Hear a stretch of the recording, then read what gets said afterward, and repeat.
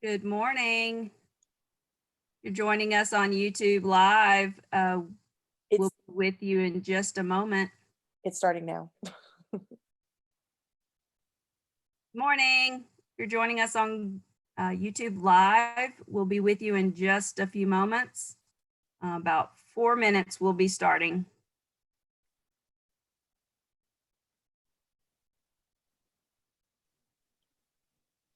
Good morning.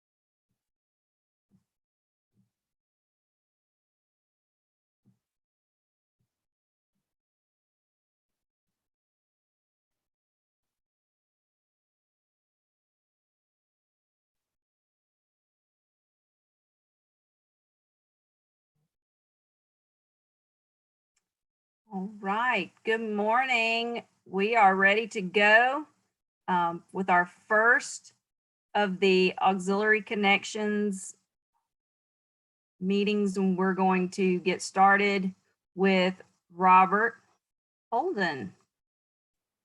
Hang on, Robert. I think you might still be muted. Good morning. This is a new series that we're starting, and thank you for joining us today. If you're on the YouTube Live, please go down and hit subscribe, and you'll get notification of other ones that we're doing as well.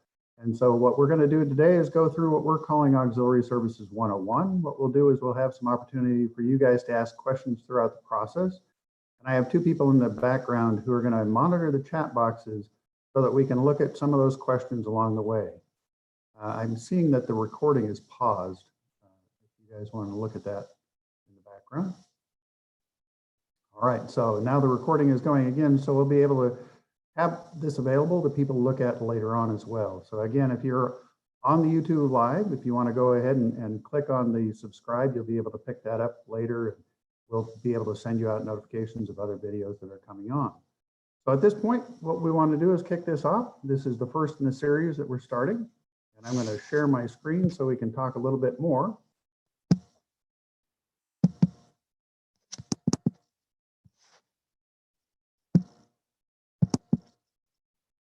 And here we go.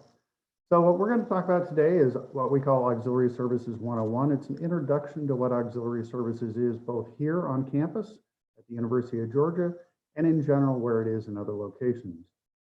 I've been in auxiliary programs for a long time and have the opportunity to work in many of these different areas. So let's give you a little bit of the background on what it is, because not all programs are the same.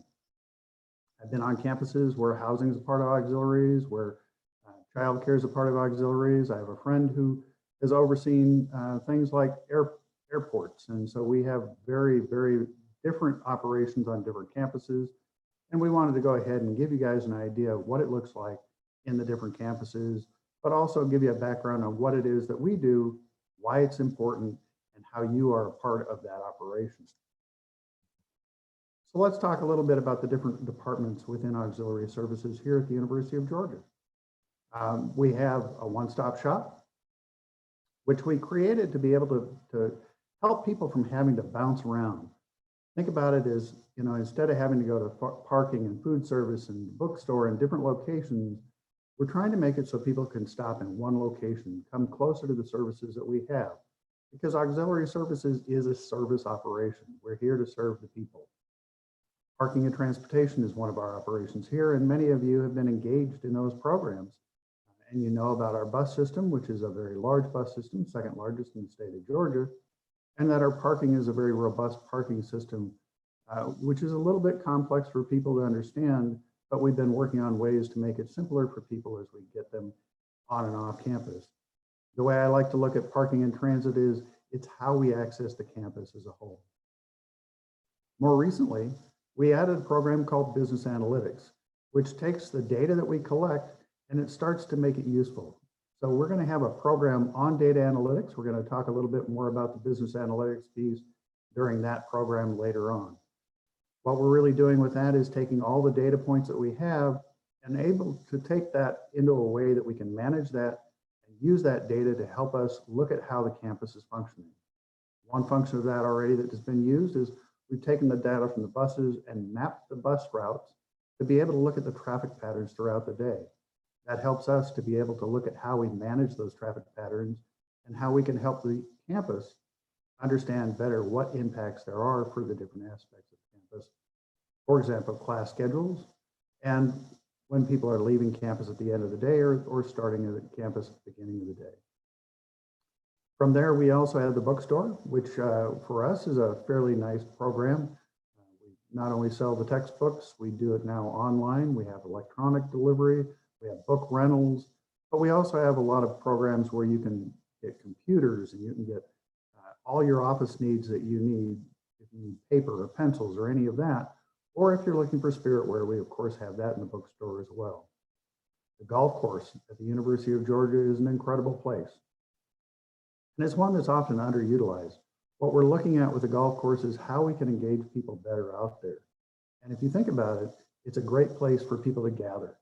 The business school uses it as a teaching opportunity to help students understand that their engagement with a business client sometimes is benefited by being out on the golf course. We do teaching, so we have the ability to teach people how to play golf. We do special events. We do a lot of programs out there, but we have opportunity to do more, and we're looking forward to doing more out there. Vending is listed as one operation on here, but as we look at it, it's much greater. When you look at vending, it's the opportunity for us to be in a place to serve people's needs when nobody's around. And more recently, we've expanded that into micro markets. And micro markets are kind of like a convenience store, except that they're unmanned. So we can operate them 24 hours a day, 7 days a week, and provide more services for the people who are in the buildings. It's been a very popular program, and it's growing every day. Dining, of course, is one of our core operations as well. And when you look at it, dining is really broken up into several aspects. We have the residential dining, which are the people that are on the meal plans, which serves mostly the people who live on campus. But we also offer commuter meal plans and other ways for people to engage in that program.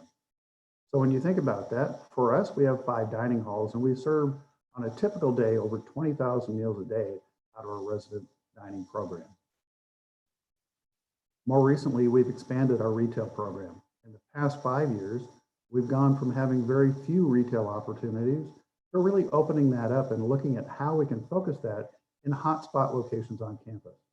One of the more recent locations that we opened was in the library. And if you look at the coffee and bagel location in the library, not only is it serving the students' need from a food service standpoint, but it's created an additional gathering place and a focus for people to come in and join in to the library operations. It's given people a place to come together, to study, to engage, and it's increased the traffic in the library itself. Catering is another one of our operations, and we serve that throughout the campus. We really focus on providing services from coffee and tea drop-off locations all the way up to high-end events. So when you're thinking about what we do for catering, we really have a broad reach in what we do, and our abilities are very strong. We have executive chefs who are able to help us with menu development and being able to develop things that will fit just about anybody's need for a catering operation. Included in that program now is what we used to have as a separate operation is Bulldog Bucks, but we pulled that back from being off campus to being on campus because students anymore have access to a debit card, and they don't really need the program that we utilized before. But we still focus on being able to have that program available to students who don't have access to a debit card. So let's go on from there. Underneath the umbrella of auxiliary services, it's not just about the departments that are out there, but also about the umbrella services we provide. So we have a Department of Marketing and Communications, and that program helps all of our operations in how they communicate with the campus, with the community, with the students, staff, and faculty, but also how we market our programs. They help with the design work. They help with the logo that you see behind us. They're really focused on helping to transform where we were to where we're going. And we're always thinking bigger and looking at where we're going with all of those programs. It used to be that marketing and communications was embedded into different operations, but what we found is that by pulling these operations that you see listed out and focusing on them more holistically, we can bring things together and not have the weakness of somebody being gone and not being able to provide a service. When we brought the programs together, we have redundancy. We have the ability to make sure that we always have the services available to people. We've been able to strengthen those programs as we've gone along, and marketing and IT are 2 of the areas where you can see a lot of growth in that. IT, when we brought that together, again, was a very separate program where we had people embedded in each operation. But we had some issues with when people would try and go on vacation, they really couldn't escape because they still needed to be able to service the campus. We've also focused on what IT does as an operation as being actually the IT components and not so much the operational components. So if you think that you're working in a program, for example, if you're working in Flex or if you're working in any one of the other programs we have, Atrium or Food Pro, when you're a user, that's not an IT function. And what we wanted to be able to do was put the user opportunities more engaged into those programs. So when you're looking at that, we need to have IT as a part of what we do, but we need it from an infrastructure and support side. What we needed to do is be able to put the reporting piece and the access to the stuff that people are doing in the programs back in the user's hands. And that's where we focused on that. Business analytics, like I said, is a new program for us. It's kind of a piece that we spun off as we started looking at all the data that we had available. Data is crucial to auxiliaries because it helps us understand what our need is. And as we raise that ability to look at all of those different programs, we can start pulling data in and seeing patterns that help us move forward. So we're going to be working on developing that more. We have more and more things that we're trying to get with that. We utilize Click as a part of that program, but we're using that to actually bring that back into the user's hands so they have better information on managing their program. Our financial services was also consolidated. It's not always consolidated in auxiliary programs, but we found it was best to be able to do that here on campus because we needed to make sure we had, again, that focus. So we have accounts payable, we have accounts receivable. They also do our budgeting and forecasting, and there's a lot of services that they provide for us as a group as a whole. Human resources, many of you have been engaged in that. When we were looking at it before, what we had were people that were doing some things only occasionally, and they would have to go back and relearn how to do some of the issues they were working on. But by bringing it together, our hiring is focused, our training is focused, our EEO is focused. This video that you're seeing right now is part of that program and the development that's come out of that. So we were always thinking bigger about where we wanted to go with developing new programs. The training is one of the ones that we've been working on for a long time. This particular situation that we're in right now has allowed us to really reach forward and stretch this program out and really be able to start implementing some of the things that we've been talking about. We also have a business improvement department. And really what we're looking at with that, some of the things like contract services used to be managed by the individual groups on campus. We wanted to be able to pull that back because we have so many contracts that we work with, provide a focus in on that. But we also added grants and contracts. So when we're looking at the grant side of it, we've already gotten 2 large grants, one for $10 million and one for $7.4 million. And with those 2 large contracts, what we're looking at is we can get more money utilizing somebody who can go after the grants to help support our programs without having to tax others. It's what I like to call using other people's money. So let's look at what some of the other auxiliary programs can include. Again, we're talking about Auxiliaries 101 here. So we want to be able to give you an example of things that happen on other campuses as well. So childcare is commonly a part of an auxiliary program. Being able to make sure that you provide childcare for the people on campus is an important role. We have a campus care center here for students for the childcare program here on campus. We do on many campuses, but here it's under a different program than auxiliaries. I've overseen it in other campuses before, and it's an important and very interesting piece of our business. When we're looking at auxiliary programs, they're generally self-funded, which is an important aspect when you're thinking about auxiliary services. And we'll touch on that a little bit more. Trademark and licensing. Trademark and licensing are crucial to the university, making sure that they're protecting their marks. Trademark and licensing is also often a part of an auxiliary program. So think about things that we do as being support network for the campus. Printing services used to be a part of auxiliary services here at the University of Georgia, but when they finally recognized that printing and copying were no longer areas where money was coming in, but more just support services, they moved them into a different location. It's not uncommon for auxiliaries to run programs that are not necessarily self-sustaining, even though our charter is to be self-sustaining. Concessions are another big one. We here at the University of Georgia do not operate the concessions, for example, in the stadium, but many campuses do, and it's a big program and one you need to have a lot of resources to operate. It can be a good revenue source, and again, it's a self-funding operation. Computer stores, computer repairs. We do have a computer store and computer repair within our bookstore, but sometimes you have one outside of that as well. So being able to look at those programs and see what you're doing, there's many, many aspects of what can be underneath that auxiliary umbrella. Housing is an auxiliary, but it's not always placed underneath the auxiliary services program. Fleet rentals and fleet services are also a part of a program that many campuses utilize underneath the auxiliary umbrella. Here, that's all handled underneath facility services, but when I was at the University of California, San Diego, it was a part of the auxiliaries program. Other things that are available out there, on some campuses, you're looking at programs where you're renting space, when you're leasing it to different programs. George Mason is an example of where they're leasing space and bringing in other businesses to operate. There are other places like south of us here in Georgia where they're actually including things like airports. And airports can run as an auxiliary. So think very broadly when you're thinking about what can be in an auxiliary, and we'll talk a little bit more about why they're part of that program. So why are auxiliaries important to student success? And I like to think about it as us being that piece, that component that brings people together. So when you look at our dining halls, it's a place where students come together. They join together, they hang out, they have a time to connect.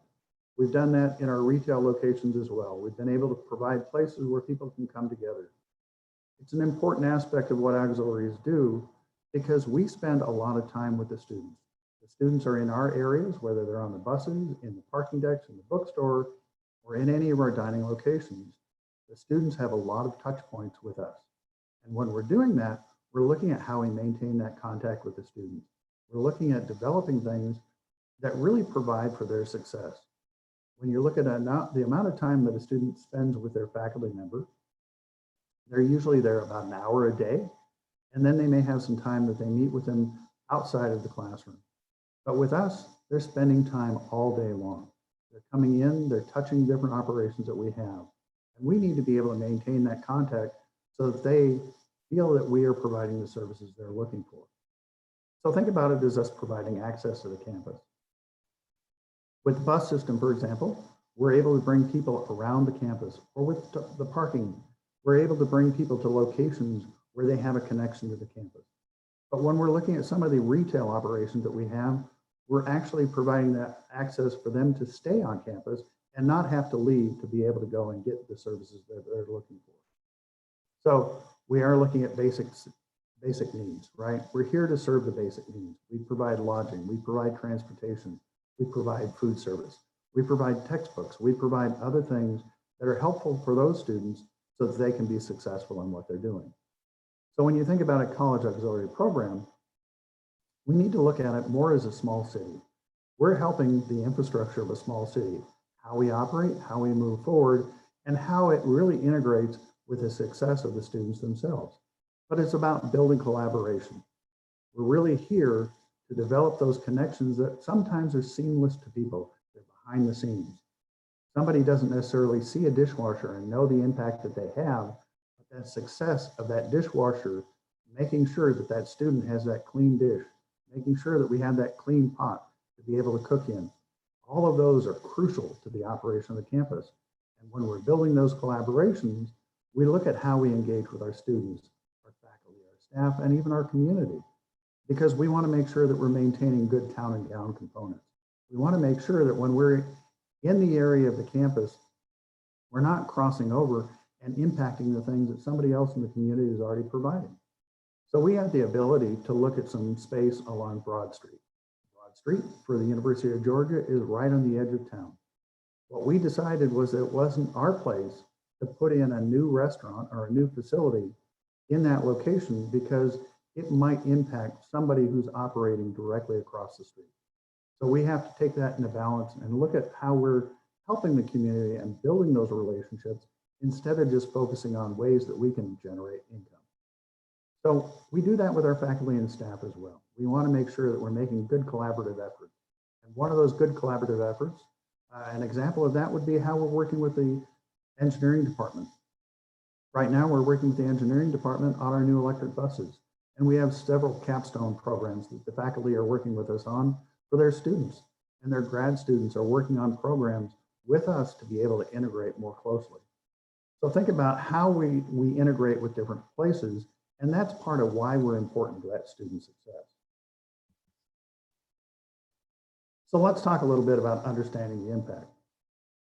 We have numerous examples of students and how we impact their lives. If you go back and listen to some of our commencement speakers, it's incredible. They call out people by name in parking and in food service and bus drivers that have impacted their life. Because every day when you see that student, you're part of the constant in their lives. You're part of that normalcy that they see. So when they're coming in and they're talking to you, they see you probably more often than they see many other people on campus. And when you show concern for their lives, when you just ask them how they're doing that day, it's impactful. You're making a difference. You're making that impact that is long-standing. So when we're out there, we want to watch the student interaction with our team members. We have great impact. If you look at it, we have some videos out there of people hugging, of people just doing their job in their parking booths, of people on the buses being able to engage and make sure that people are doing all right. Sometimes we recognize when somebody's having a bad day, and we're that person there who gets to support that. We're that person that gets to be there to help share with them that they're not alone in the world, that they actually are a part of a bigger system, and just talking to them really makes a difference. So think about how you've touched their lives, how you've been able to interact with that, and what you can do to continue to support that mission. So let's talk a little bit about the network of auxiliary services professionals, because it's not just about people here working on campus, because we have very similar processes that we do across many campuses, and we share often with other campuses the way that we do things on campus and the way that we're looking at what they're doing on campuses so we can figure out the better approaches that we can use. So some of those organizations like NACUS, the National Association of College and University College Auxiliary Services, is a program that really focuses in just on auxiliary programs. Like I said, auxiliary programs are pretty diverse. We have a lot of different things that we do, but when you have an organization like that, you have a network of people that you can reach out to and ask questions. It's always helpful to have a network of people that you can bounce ideas off of, understand what their best practices are, and be able to move forward with that. NACUS, the National Association of College and University Food Services, focuses on campus dining programs. And they really are a resource that we utilize here on campus quite heavily to make sure that we're staying up and keeping ahead of where things are going. If you look at where we are here in Georgia, you can also look at where things are in the Northeast and where things are over in the Pacific to make sure that we're watching what has to happen as we move forward. We know that we're ahead of the curve on a lot of sustainability for Georgia. We know that we're ahead of the curve on a lot of the dining programs in the state. But we do that because we're not just focusing in on what we do, we're watching and talking with others to see what they're doing and how we can advance what we're doing. NACCU is the National Association of Campus Card Users. We're members of that as well because we have a part in the card program here as well. Most recently, our program has helped with the changeover to the new ID card. And we did a lot in making sure that people understood what that was and how that program reacted, but also how we could develop new door access programs. And we share a lot of information on things like our iris cameras and how we utilize that to access the dining hall. So think about all those access points that we have. QOI is more focused on housing officers. We don't have housing under our umbrella, but many do. And they are an auxiliary as well. So making sure that we connect with those people, that's another place where we can share other services with other auxiliary service professionals. So let's talk a little bit about some of the certifications and programs that are out there. I've listed a few here on the screen, which are pretty common for people that reach the higher levels of auxiliary programs. If you're in a director role or if you're in a vice president role, any of those roles typically are looking at wanting to have some higher level background. So we often look at how we get to the places that we are, but we haven't necessarily talked about the programs that we do to maintain where we are as well. So for example, you'll look at my certifications. I have the CASP certification, which you have to go through and perform regularly education. You have to go through and make sure that you're keeping up on the education of what your programs are, how you understand what auxiliaries do. And they test you broadly on all different auxiliary programs, not just the programs that you might support on your campus. If you're interested in doing the CASP program, I can help you with that and lead you toward where the NACUS program has all the data on that and how you can engage in that. Many people in my position have an MBA or an MPA. Both are very similar. One is more focused on public administration, which is what we do here on a university campus. But either one will help you in advancing in higher levels of an auxiliary services program. So let's talk about some of the paths to get to an auxiliary services professional role. Many of us end up starting in a program like parking or dining or a bookstore, and people recognize some of our leadership skills. Or maybe we work with some contracts as we do that along the way. Or maybe they see some business acumen in our processes. They're looking for things that they see in us, and that helps us move to another level. If you look at my background, it's a little bit varied from many, but I really did come into this role more with a food service background. And as they saw what I was doing in the food service program, they started adding more things to my plate. That's not uncommon. It's very, very normal for people in a university setting to start getting more and more added to their plate before they're moved into another role or have the opportunity to apply for another role. So I would look at it as, if you're looking at becoming an auxiliary service professional, ask if there's other things that you might be able to do to advance what you're doing.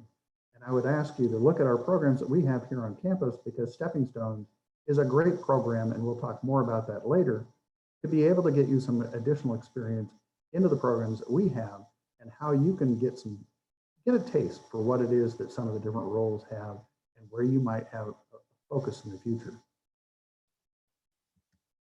So I know we've gone through that pretty quick.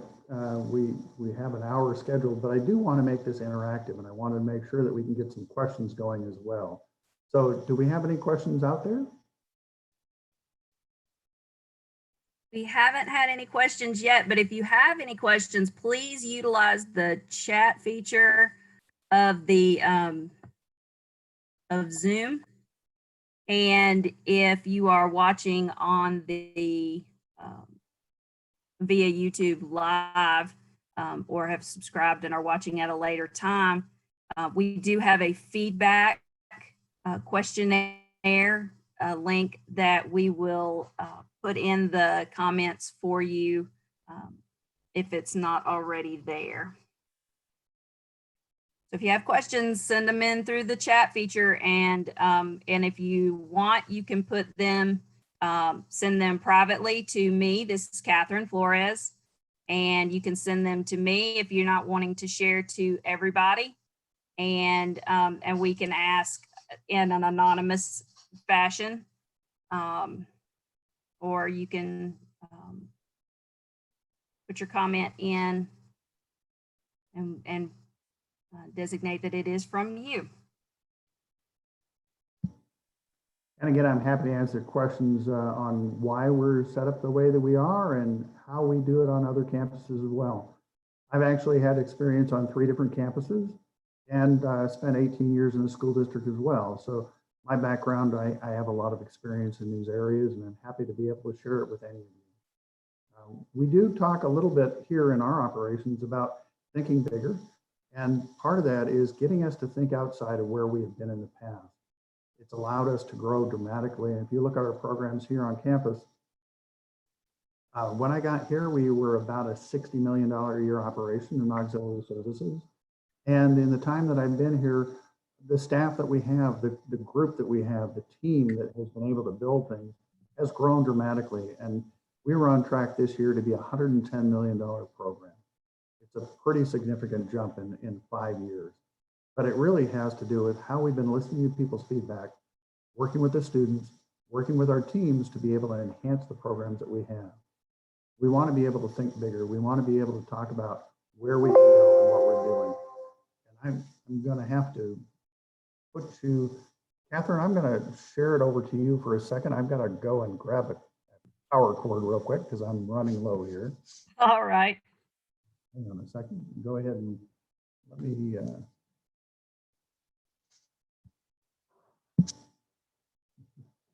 Let me go ahead and switch it over to you, Catherine. All right.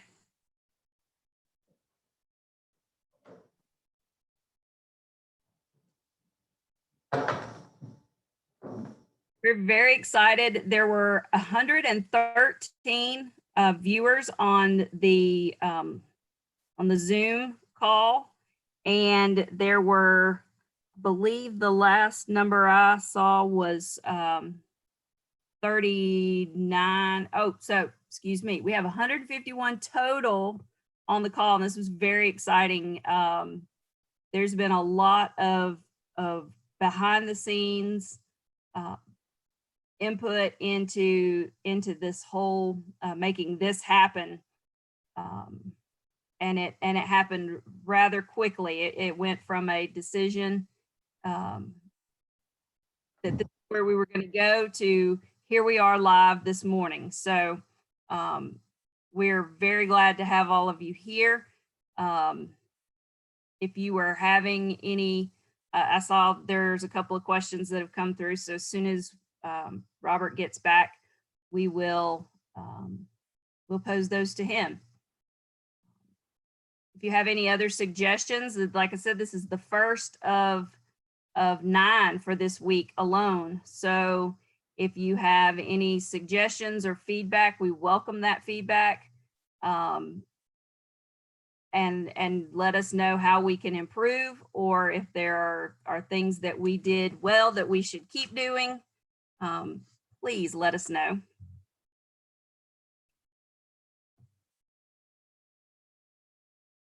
Seeing a lot of thank you. So I'm glad that this is being received so well. I think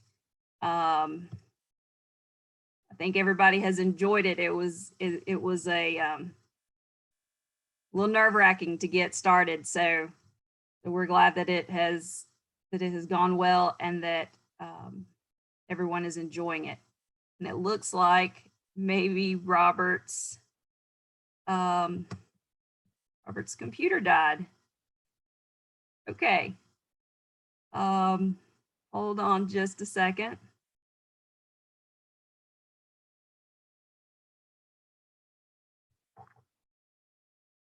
Let's see.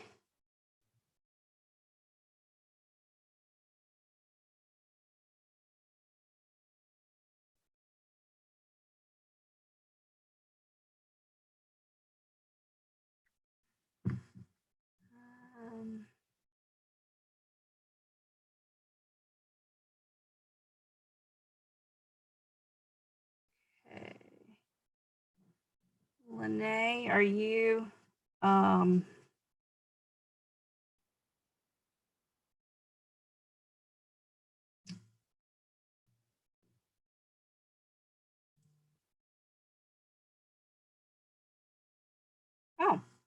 okay, hang on one second. I think Robert's back and has been muted, and I apologize. Give me 1 second.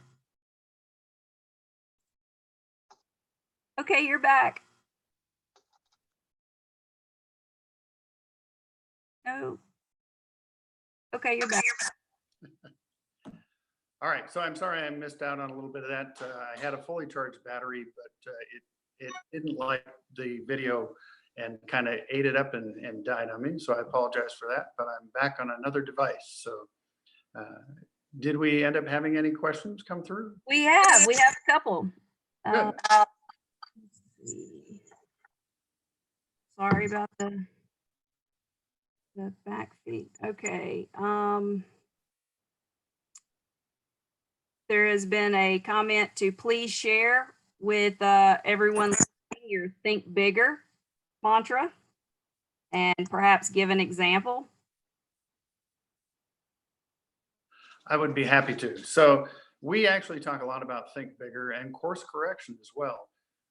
What we're really looking at is 2 different things, right? One is we want to be able to empower people to think about what we can do. And one of the things that we have is we often get stuck in thinking about what we think we can do. And so when we're looking at that, and Brian, I hope you don't mind, I'm going to use you as an example. But when I started here at the university, Brian and I were sitting down, we were talking, and he brought me an example of a commuter meal plan. And I read through it and I said, Brian, this is great. I said, but think bigger, right? Because what we want to be able to do is think beyond what our traditional blinders have been provided for us. We want to be able to expand that well beyond. And what he was talking about was really what the students had been asking for. They wanted a lunch-only dining program. And when you look at that, the impact was not really what they were looking for. They wanted access. They wanted to be able to come in and join their friends. So when we think about how we can do that, we need to really think beyond what people are asking and think about what we actually might be able to do. And the reason I like to talk about thinking bigger is because if we don't look at what might be able to happen, we'll never get to what we can do. So if we think that something is too broad and too big, that's okay, because if we start big, we can start thinking about what we actually can do. And what we ended up looking at was, if we really start focusing in on just providing a lunch only meal plan, we overload our system. But when we developed the programs that we had, we went back to the students and said, are you really only here at lunch? Or do you want the flexibility to use that program throughout the day? And don't you want to be able to look at some other opportunities that you can engage in that as well? So we built the meal plans not based on what people were asking for, but what was possible, what we might be able to do that went well beyond what they were looking for. So we use that often, and we talk about it in many different ways. And I've shared it with other organizations as well, because what I want people to do is not think about the constraints of where they are and what they've been doing, but open that up much broader, really start looking at where things come from. And that's one of the reasons why we work with a lot of different organizations as well. We want to look at other organizations to see what they're doing, to be able to look at what we might be able to do. I go back to when I was in Alaska, and I was talking with some of my friends in California, and they were talking about all the great sustainability stuff they were doing. And it just frustrated me, because if you're in California, you can go to a farmer's market every day of the week. You can go and access stuff within, less than 100 miles to be able to get fresh produce. In Alaska, it's winter. When the classes are in schedule, it's winter. You don't have access to that stuff. And so when they were talking about sustainability, they were talking about it from their lens. I was thinking about it from my lens. And I was thinking that if I'm looking at what they're doing, my opportunity is very small and theirs is very large. But when I got beyond that and started thinking beyond that, I started thinking about, well, can we do hydroponics inside the dining hall? Can we look at aeroponic systems? Can we look at ways that we can grow the food directly close to us? We went to that thinking bigger. We went to that place where we said, okay, we're not California, but we can learn from what they're doing and take in some new opportunities. So it really is about thinking beyond what we would typically think about and opening our minds up to think much bigger. Now, the other part of that I mentioned too was course correction. And I really believe in empowering people. And what we really have gotten the ability to do here on campus that wasn't necessarily something that we practiced in the past was empowering people. And when we empower people, they have the opportunity to think bigger. But we also have to be able to think about, if it's not going the direction that we expected, we don't want to pull the rug out from underneath people. We don't want to go back to start all over again at starting from zero. We want to be able to say, okay, this is a great step. If we make an adjustment here, or if we make an adjustment over there, how can we make this continue to move forward? So we make course corrections to be able to keep that path moving forward instead of people going backwards. So hopefully that helped. Awesome. Another question has come in. Are there any big things on the horizon? There are always big things on the horizon. We have some really cool opportunities that we're working on. Many of you know about the electric buses that we've gotten, and I think we have all 20 on campus at this point, but we have 13 more that we're working on getting. And that puts us at the largest electric bus fleet in a university environment. It's a great improvement. It's a huge move forward. But with that, we're looking at other things that we might be able to engage with that. So we have our grants person looking at some grant opportunities to bring solar canopies in, so we can put solar in over the top of the buses, and we can really start looking at how we can feed electricity back into the grid and pull electricity when we need it. It's kind of closing that loop so that we're not just taking power away, we're also generating the power that offsets the use that we have. We've had some discussions about hydrogen and how we might be able to look at hydrogen buses and how we tie that together. We currently are starting a new study on O-House to look at expansion of O-House. With that, we want to be able to look at the new patterns that are going to be developing and how we can build some programs into that. Do we want to move catering into that program? Do we want to look at what we call it's an engagement kitchen. And what that is students who are on meal plans right now and live in housing don't have a place to cook. But if we create an engagement kitchen, people would be able to come in and prepare food in that kitchen. And because we have the food on site already, we can take and pull from the stock that we have and provide the ingredients that they have to be able to make those recipes. Now, it might be simple like brownies and cookies, but it might be more elaborate. And we can get into doing training programs where we have some of our chefs come in and actually work with the students on learning how to cook. Because if you think about it, we don't have home ec in class anymore. There's no home ec in schools. There's no home ec opportunities for people to learn how to cook.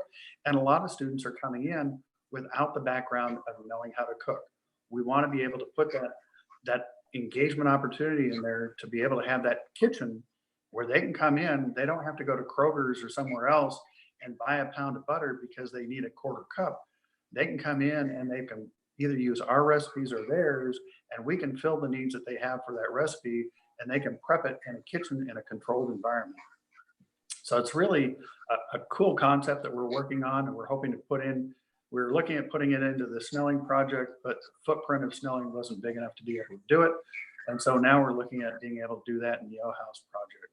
We're also looking at some expansion and changes with the one-stop shop, which is going to make some phenomenal differences on how that program is utilized as well. Parking, if you look at it, a couple of years ago, we just had parking spaces. Now we have counters on the lots. It's a really cool concept because people can see how many spaces are available, and we can feed that out to the web, and people can look before they come to see what the traffic is like on campus, to see if a lot is open or not. We're working on a new project to expand the hall deck, which is a big project, and it's going to be a bit of time to be able to get that done. We have a new deck that's going in underneath I-STEM. So we always have projects. There's a lot of things that we're doing, a lot of things we're working on. Right now, we're in the middle of building a new, it's a modified convenience store over on the health science campus. And with that, we're going to have an Einstein's Bagel in that location and a modified market concept in there as well. That's going to engage that campus in a way that it hasn't been engaged before. So we are always looking at new opportunities and ways that we can do things. And happy to share that with people anytime we can. What are professional journals that are available to read about other auxiliary services and other colleges and universities? Yeah, we are, as a university, we are members of NACUS, which if you're looking to be able to get into some of that information, go to the NACUS website, and they can start poking around and looking at some of the different things that are available there on the NACUS website. To get onto their regular email communications, that can happen too, because as a campus, we're already members. Same thing goes with NACUS. NACUS has a lot of that data out there. NACUS, NACUBO, any of those programs that we're already a member of would help you get a lot more direction on what people are doing. And it's always very interesting to be able to see that. One of our goals is to kind of create more online learning opportunities. And currently I'm the immediate past president for NACUS. We're trying to open up some web opportunities for more training and engagement on that. And we're hopeful that what we're doing here will also be something that we can share with others and expand that opportunity so others can have that piece as well. All right. Most of our units rely heavily on student employment. Have there been any actions taken to reach out to our student employees? And does auxiliary, have we designated a task force for retention and recruitment to get ahead of the university's return to full service? I think that's a great thought.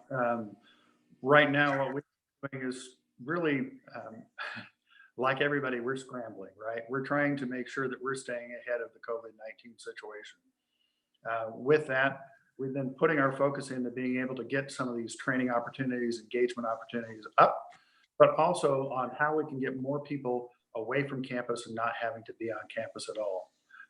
I'm on campus occasionally. I'm not even on campus as much as I have been in the past. And what I'm looking at is, how do we push out some of these initiatives to be able to engage people And then when we get that piece in place, we can really start focusing on some of those other areas. We do and we will need to have people come back, and we do want to make sure we're retaining people. And these videos are open to those students as well. We're not trying to keep them from anybody else. We're wanting to have people continue to be engaged. So when we're looking at that, I think it's a great piece for us to be able to focus in on. But right now we have to kind of get past this initial wave and see where things are going, because right now we're not even sure when we're going to be able to come back to campus and work in a fashion that's somewhat similar to what we had been in the past. We're not going to be returning to the same thing. We're going to have modifications that we're doing. Right now, dining is working on how they can move their location, because housing is moving their location. And with that, we're going to be able to really redirect where we're serving right now. We are serving people still, and we still have a bus route that's operational.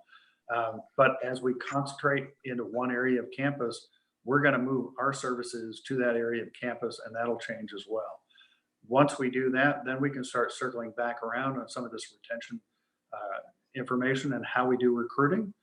Recruiting is going to be different in the future because we don't have the people here, but we will be able to go back and reach out to the people who have been here to try and re-engage them as soon as we can. So I want to point out that if you go to the auxiliary.uga.edu/connections site, there is a link for additional resources under the auxiliary connections link. If you you have any additional questions, so the links to places like resources like NACUS and NACUFs, all of those links are going to be there for those programs and information. You've gotten a lot of thank yous for presenting and allowing people to ask questions. One specifically is asking if how the COVID-19 will impact future projects, like the new Proterra buses and other projects around campus. So the Proterra buses in particular, we've been in close contact with the company, and they still have their supply chain is still coming through, and we're still aligned with that. USG has come back on a mandate to not purchase vehicles, but this purchase is already in process, and that should not be a problem. The fact that most of this is funded with grant funding also is beneficial for us, but we have seen some incredible stuff with these new electric buses, and we probably could do a series just on the electric bus alone, because it's an incredible piece of equipment. It's so quiet, it's working so well for what we're doing, and because of the way that we're doing it, the infrastructure that we put in out of the parking, we have the ability to bring in several more buses before we need to add more infrastructure out there. But also, because of the way that we're charging, it's a lot less expensive to operate the electric buses than it is the diesel buses. So there's a win-win that goes along with that. So that project in particular is still on track and not being changed. We were looking at doing some upgrades to Bolton that we have put a hold on. We have some programs that we're looking at doing that we're going to finish the design and have it ready to start a project when we're operational again. But this is a pretty significant revenue hit for the university, and especially for our programs, and we're self-funded. So when we talk about being self-funded, it means we have to generate the money to be able to do those projects that we're doing. So some of those projects we have not stopped, but we have put on hold so that we can make sure that we can get through this particular time and get back to some normalcy. We have some projects that we're going to be working on out at the golf course too, and they're kind of really cool when we start looking at what we can do out there. We're in the midst of doing some additional parking that we're knowing that we're going to need to do because of the changes in the programs that have happened in some areas of campus. But all of that, when we're looking at this and we're looking at auxiliaries, if you have an interest in any of these programs that we're doing, I really encourage you to go back and look at our Stepping Stones program as well, because the Stepping Stones program is an opportunity for people to start looking at some of the things that we do on campus, see if they're interested, and get some real-time experience with that. So think about that too, and we'll do a little presentation on stepping stones at some point during these sessions as well. One more question that we've had come in. Can you speak to any use of the U-Garden on millage? Are we utilizing them and their produce? It's a good question, and we actually use their tea. We sell our tea in the markets. We have talked to them about producing for us and being able to use some of their products. Their interest is not in doing that. And part of it is because of the volume that we use, and part of it is what they feel their mission is. And with their mission, they're really working to try and give that produce to people in need. And we want to be able to engage in ways that make sense. We've talked to them, we've worked with them, we've looked at doing some programs with them, and we've engaged them as much as we can without impacting what their goals are. So we wanted to be mindful of what their direction was, and we wanted to let them know that if there's ever an interest, we're certainly here. So the tea part did come out of that, and we do sell that in the market. That's kind of on hold with where we are right now, but as soon as we're back operational, you'll be able to go into the market at Tate and see that tea on the shelves.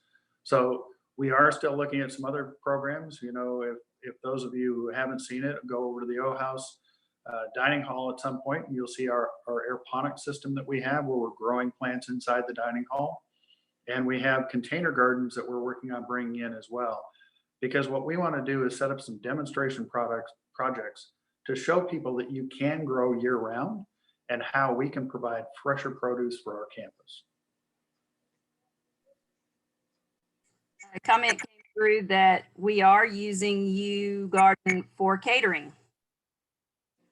And that's I can't keep up with everything, but grateful to know that we have. That's good to know that we do have a voice out there with that.